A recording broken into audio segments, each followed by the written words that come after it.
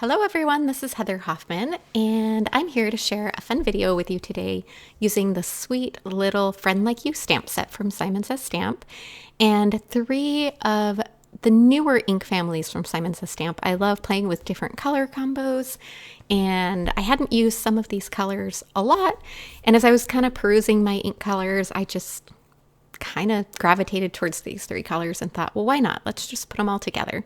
So I've got an A2 panel of white cardstock. This is Hammermill cover cardstock. It's nice and smooth. It works great for ink blending. And then I grabbed my Post-it tape just to mask out a line along the bottom.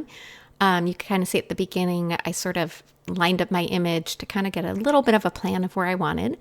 And I'm starting off first here with wheat ink. I took the darkest of this color family, and I'm just ink blending and I'm layering it up. I was trying to start off with a soft, smooth blend, but I really wanted to build that color up and get it nice and deep. Next, I'm moving to Juniper, which is the darkest in that color family as well.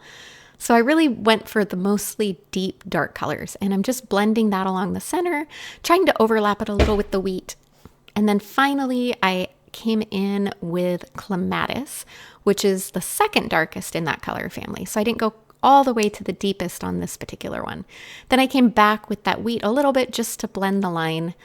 Keep in mind, these inks are dye inks. So I'm splattering with water here. I sped up the rest of the video, but this is in real time. And you'll notice how it reacts with that water when I splatter it on. You don't see it at first. There's a little bit of a delayed reaction, which to me just makes it that much more magical. I love how you splatter it on, and then it's like the stars coming out at night. You just slowly see those little reactive spots start to show up. I also came in with some black splatter to add a little bit more texture over the top. I found by dipping my brush slightly and holding my brush and tapping it with my hands, I feel like that gave me the best control. And then here's that magical reveal where you pull that tape off and you have that beautiful crisp line with the clean bottom of that panel of cardstock, which is going to be perfect for setting our little stamped image on. Now I'm using VersaFine Clair, the Nocturne ink. It's the Simon branded. It's a beautiful, crisp black ink. It's a pigment ink, so it is watercolor friendly. Not so much for Copics unless you heat set first, but it's also very friendly for embossing powder. One of my favorite ways to use this is with clear embossing powder. I'll stamp a nice sometimes stamp 2 times. Most of the time I don't need to. And then I'll sprinkle on clear embossing powder, and that just sets the ink and it gives it a really beautiful shine and the tiniest little bit of dimension from that clear embossing.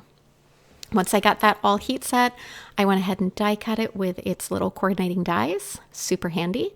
And then I just kind of planned where I wanted to place those on my scene. I wasn't entirely sure if it was dry yet, so I was careful not to set it down. Nothing worse than smudging a background you took some time to work on.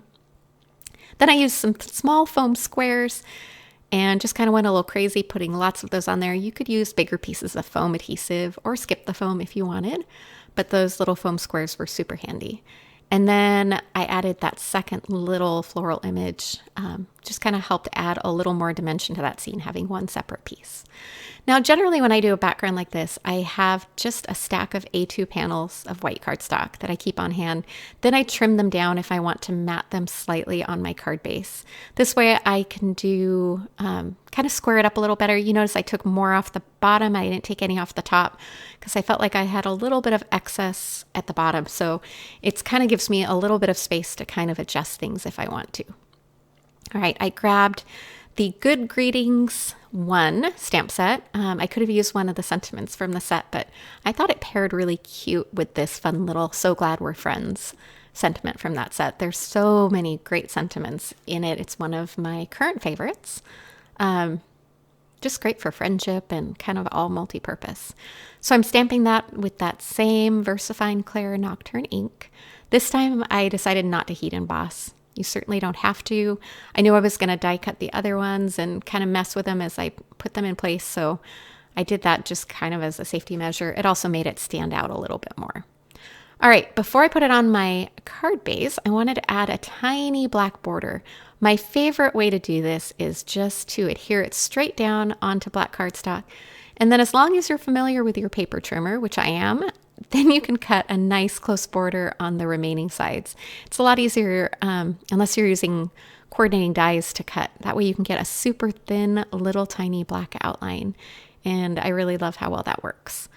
All right, my card base I created with cream cardstock. I hadn't scored and folded it yet.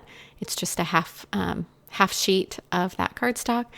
I love it because it's just a little bit of contrast with the white of the card base. It kind of almost has like a creamy, really pale yellow tone. It's one of my favorites for card bases when I want something a little more interesting than white, but still pretty simple and neutral. All right, finally, you know that we can't skip the sparkle. So I grabbed some Dazzling gems in butter, and I'm just tucking those in a couple little trios. Kind of like to somehow bunch them around the sentiments in the image. It just kind of helps set those off, adds that touch of fun sparkle, and that color just blended perfectly with a little bit with that cream card base and a little bit with that wheat ink blending.